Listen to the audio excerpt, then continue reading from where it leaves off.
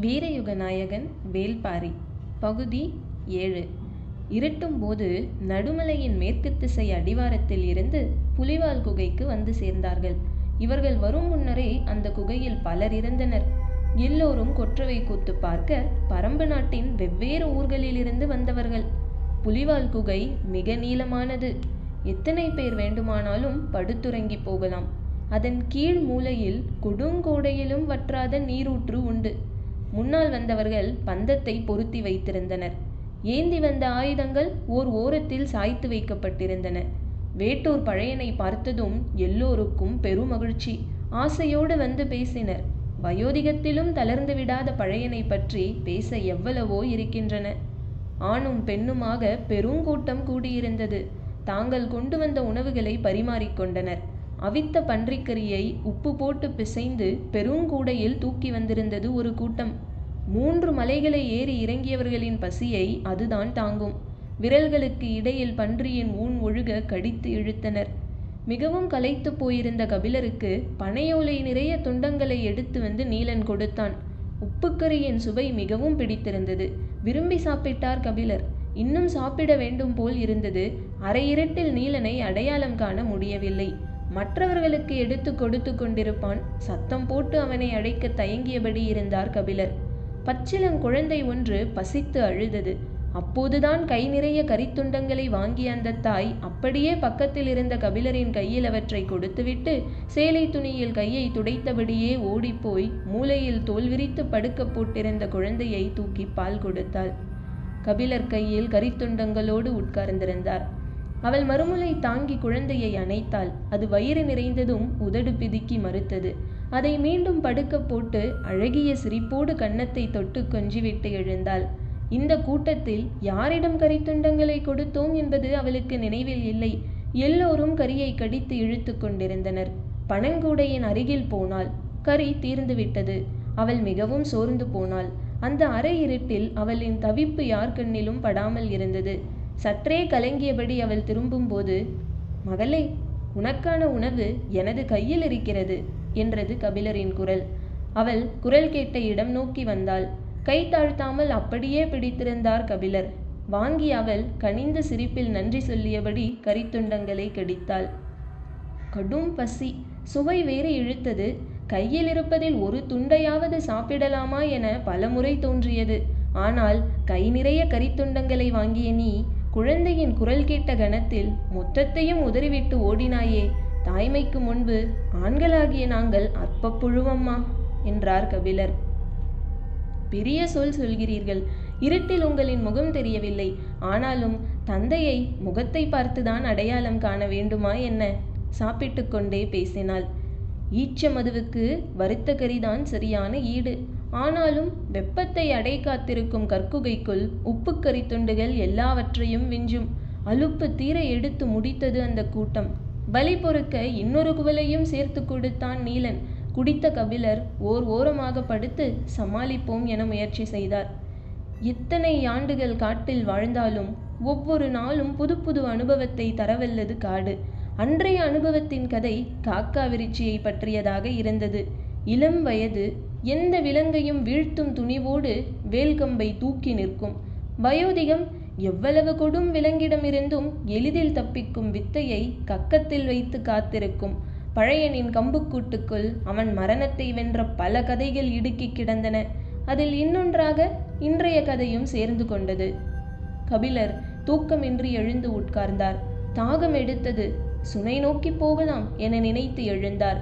அதை பார்த்த நீலன் உடன் வந்து அவரை அழைத்துச் சென்றான். மடிப்பு பாறைகள், கால்களை கவனமாக தூக்கி வையுங்கள் என்றான். அவர் பதிலேதும் சொல்லாமல் தலையாட்டியபடி வலது கையை மெல்ல உயர்த்தி நீலனின் தோள்பட்டையை பிடித்தார். அவரது கையின் உள்நடுக்கத்தை நீலனால் உணர முடிந்தது. பந்த வெளிச்சத்தை விட்டு விலகி நீரின் சத்தத்தை நோக்கி அவர்கள் நடந்தனர். நான் உங்களை எதிர்பாராமல் கீழே தள்ளியதால் உடல் முழுவதும் காயம் ஏற்பட்டுவிட்டது. என்னை மன்னியுங்கள் என்றான் நீலன். எனது உயிரை காப்பாற்றிய உனக்கு நான் அல்லவா நன்றி சொல்ல வேண்டும் என்றார் கபிலர். உங்களின் உயிருக்கு எந்தவித ஆபத்தும் ஏற்பட்டிருக்காது என்று நீலன் சொல்லிக் கொண்டிருக்கும் போது குறுக்கிட்ட கபிலர், முதலில் அது என்னைத்தான் மேற்கொண்டு பார்த்தது. நீலன் அதிர்ச்சி அடைந்தான். அதை நீங்கள் பார்த்தீர்களா? ஆம், கருவேங்கை போல மரக்கொப்புகளில் தாவி உட்காரும் ஏதோ ஒரு விலங்கு என்றுதான் நினைத்தேன். ரெக்கைகளை விரித்த பிறகுதான் அது பறவை என புரிந்தது. நீ என்னை கீழே தள்ளிய போதுதான் நம்மை கடந்து போன பருந்தை அது அடித்தது. பழையன் முன்னால் இருந்ததைத்தான் பார்த்தார். வந்தது 1 அல்ல 2. நீலன் நடுக்கமுற்றான். எங்களின் கண்களுக்கு மட்டும் எப்படி அது தெரியாமல் போனது? அதை பற்றி நீங்கள் அறிந்திருந்ததால் அதனிடம் இருந்து தப்பிக்கவே முதலில் முயன்றீர்கள். நீங்கள் பதுங்க இடம் தேடி பயந்தபோது என்ன நடக்கிறது என்று தெரியாமல் நின்று கொண்டிருந்த நான் அண்ணாந்து பார்த்து அதை கண்டறிந்தேன். இவையெல்லாம் அறியாமை ஏற்படுத்தி கொடுக்கும் வாய்ப்புகள், அறிந்தவர்களுக்கு கிடைக்காது. நீலனுக்கு அவர் சொல்ல வருவது புரியவில்லை. விளக்கமாக கேட்பதற்குள் நீரூற்றை அடைந்தனர். கபிலர் குனிந்து 2 கைகளாலும் நீரை அள்ளினார். நீரின் குளிர்ச்சி உடல் முழுவதும் பரவியது. நீலன் முகத்தை நீரால் அடித்து மயக்கம் கலைத்தான். மலையின் வடமேற்கு மூலை மிகவும் செங்குத்தான பாறைகளும் அடர்ந்த மரங்களும் நிறைந்த பகுதி. அதை ஆலிக்காடு என்று நாங்கள் சொல்வோம். அங்கே 2 கடவுகள் உண்டு. ஆதிகால மாந்தர் அவற்றை பயன்படுத்தினாராம். அந்த குத்துப்பாறைகளுக்கு இடையில்தான் காக்காவிருச்சிகள் தங்குவதாக சொல்வார்கள். அந்த திசையில் மலையை விட்டு மிக தள்ளி குட்டநாட்டு எல்லை தொடங்குகிறது என்றான் நீலன். காக்காவிருச்சி பற்றி நீண்ட காலமாகவே மலை மக்கள் அறிவார்களா என்று கேட்டார் கபிலர். ஆதிகாலத்தில் இருந்தே அதை பற்றிய கதைகள் உண்டு. ஆனால் அதை பார்த்தவர்கள் மிகச்சிலரே. இப்போது பரம்பு நாட்டில் உயிரோடு இருப்பவர்களில் அதை பார்த்தவர்கள் 10 பேர்தான் இருக்கும். இப்படி ஒரு பறவையை பற்றி சமவெளியில் வாழும் மக்களுக்கு எதுவும் தெரியவில்லையே. நாடு எல்லாம் சுற்றும் எனக்கே இன்றுதான் இப்படி ஒரு பறவை இருப்பது தெரியும். காட்டில் நமக்கு தெரியாதவை எத்தனையோ உண்டு. நாம் ஆச்சரியப்பட ஆரம்பித்தால் அதற்கு எல்லையே கிடையாது. பேசியபடி குகைக்குள் நுழைந்தனர். சிறிது நேரத்தில் கபிலர் படுக்கப் போனார். உடலெங்கும் வலி திரண்டிருந்தது. எந்த பக்கம் திரும்பி படுத்தாலும் வலித்தது. வேறு வழியின்றி சமாளித்து கொண்டு படுத்தார். வேட்டூர் கூட்டத்தோடு வந்திருக்கும் புதிய மனிதரை பற்றி நள்ளிரவுக்கு பின் பேச்சு தொடங்கியது. எழுத்து கற்ற புலவர் என்று சொன்னார். பாரியை பார்க்க வேண்டுமாம், அழைத்து வருகிறோம் என்றார் பழையன். அப்போதுதான் ஆழ்ந்த உறக்கத்துக்கு போன கபிலருக்கு தன்னை பற்றி பேசுவது காதில் அரைகுறையாக கேட்டது. தொலைவில் படுத்து கிடந்த இன்னொருவர் கேட்ட கேள்வி காதில் சரியாக விழவில்லை. அதற்கு பழையன் பதில் சொன்னார். ஒற்றனுக்கு உரிய திறன் எதுவும் அவரிடம் இல்லை. கபிலருக்கு கேள்வி விளங்கியது. அப்படி நம்ப வைப்பதுதானே சிறந்த ஒற்றனின் தகுதி என்றது இன்னொரு குரல். பழையனின் பேச்சை மடக்கி பேசுவது யார் என குரல் வந்த திசையை எல்லோரும் பார்த்தனர். இருட்டுக்குள் இருந்த அந்த மனிதனை மற்றவர்கள் பார்த்து அறியும் முன் குரல் கேட்டே பழையன் கேட்டார். வந்திருப்பது கூழையனா? கிழவா, கண்ணும் காதும் அப்படியே இருக்கடா உனக்கு. அருகில் வந்து பழையனை கட்டி அணைத்தான் பரம்பு நாட்டு தென்பகுதி எல்லை காவலன் கூழையன். உயரத்தில் மிக குள்ளனாக இருந்தாலும் வீரத்திலும் பலத்திலும் யாராலும் விஞ்ச முடியாதவன் என பெயர் எடுத்தவன். படுத்துறங்கும் கபிலரை விட்டு இருவரும் சற்று தூரம் நகர்ந்தனர். காலம் மாறிவிட்டது கிழவா. எண்ணற்ற குலங்களை அழித்து வலுக்கொண்டிருக்கின்றனர் வேந்தர் மூவரும். எல்லோரின் கண்களுக்கும் உறுத்தலாக இருப்பது பாரிதான். பரம்பின் செல்வத்தை சூறையாட பாரியே தடை என கருதுகின்றனர். மூவரும் தனித்தனியாக எத்தனையோ திட்டங்களை தீட்டுகின்றனர். ஒற்றர் படை இல்லாத நம் காதுகளுக்கே இவ்வளவு செய்திகள் வந்து சேர்கின்றன. அப்படியென்றால் எவ்வளவு திட்டங்கள் தீட்டப்படுகின்றன என்பதை எண்ணிப்பார். ஆகட்டும், அவர்கள் என்ன திட்டம் தீட்டினாலும் நம்மை ஒன்றும் செய்ய முடியாது. கிழவனின் நம்பிக்கையின் மீது அச்சத்தை ஏற்றும் வல்லமை கூழையனுக்கு இல்லை. ஆனாலும் கால மாற்றத்தை பழையனுக்கு உணர்த்த வேண்டும் என்று விரும்பினான். உங்களின் காலமல்ல இது. சேரனின் மிளகை பின்தள்ளி வணிகத்தில் முன்னேறி கொண்டிருக்கின்றன கொற்கை முத்துக்கள். யவன வணிகத்தில் தனக்கு இருக்கும் முதல் இடத்தை தக்க வைக்க உதியஞ்சேரல் எதையும் செய்வான். மிளகுச் செடி தழைத்து செழிக்கும் எண்ணற்ற குன்றுகள் நம்மிடம் உண்டு. அது மட்டுமல்ல, ஏற்கனவே பரம்பு நாட்டிடம் அடைந்த தோல்விக்கு பழிவாங்க வேண்டும் என்ற வெறியோடு இருக்கிறான். இது பற்றி பாரியிடம் பேசிவிட்டுத்தான் திரும்புகிறேன். என்ன சொல்கிறாய்? நீ கொற்றவை கூத்தில் பங்கெடுக்கவில்லையா? இல்லை கிழவா, எல்லைக்கு திரும்பியாக வேண்டும்.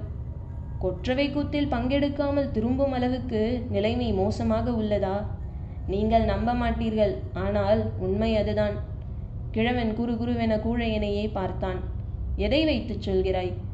எல்லைப்புற ஊர்களில் புதிய மனிதர்கள் நடமாடுகின்றனர். நாம் அறியாத வேட்டை நாய்கள் காடுகளுக்குள் அலைகின்றன.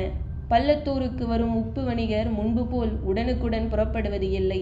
தேவைக்கு அதிகமாக தங்கிவிட்டு போகின்றனர். பரம்பு நாட்டுக்கு வந்த எந்த ஒரு பாணர் குழுவும் கடந்த ஆண்டில் ஒரு முறை கூட வரும் வழியில் உள்ள முல்லை நில காடுகளில் கொள்ளையர்களிடம் அகப்படவில்லை. இவையெல்லாம் நமது ஐயத்தை வலுப்படுத்தவே செய்கின்றன. கொள்ளையர்களிடம் சிக்காமல் இருப்பதற்கும் இதற்கும் என்ன தொடர்பு இருக்கிறது? காடுகளில் வேந்தர்களின் படைகள் நிலை கொண்டுள்ளன என பொருள். படைகள் இருக்கும் காடுகளில் கொள்ளையர் இருக்க மாட்டார் அல்லவா? நம்மை பலரும் நெருங்கியுள்ளனர்.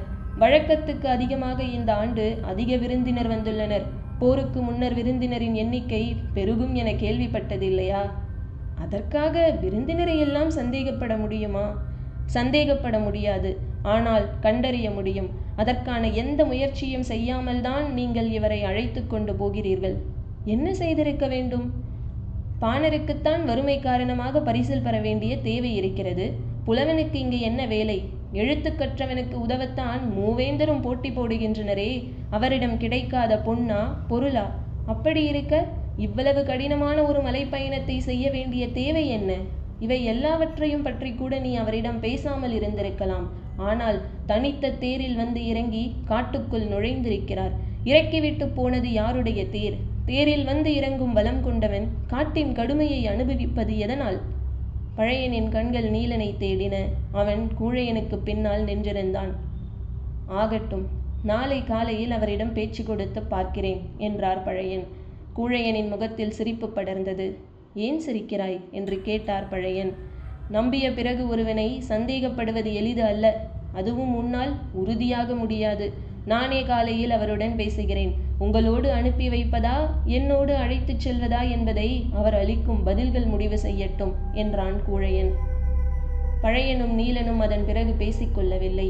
நீலன் திசைக்காவல் வீரன், கூழையனின் உத்தரவுக்கு கட்டுப்பட்டவன். நிச்சயமாக அவனுக்கு அதிகமான வசவு கிடைத்திருக்கும் என்பது பழையனுக்கு தெரியும். வீரர்களின் கட்டளை ஒழுங்குகளில் பழையனுக்கு எப்போதும் நம்பிக்கை இல்லை. ஒரு மனிதனின் முகத்தையும் சொல்லையும் பார்த்து கடிக்க முடியாதது எதுவும் இல்லை என்று நம்புகிறவர் பழையன். காடு மிகவும் தூய்மையான இடம். அது மட்டுமல்ல, மனித இதயத்துக்கு மிக நெருக்கமான இடமும் கூட. ஒருவனுக்குள் இருக்கும் உண்மைகளை எளிதில் உதிர்க்கச் செய்யும் ஆற்றல் காட்டுக்கு உண்டு.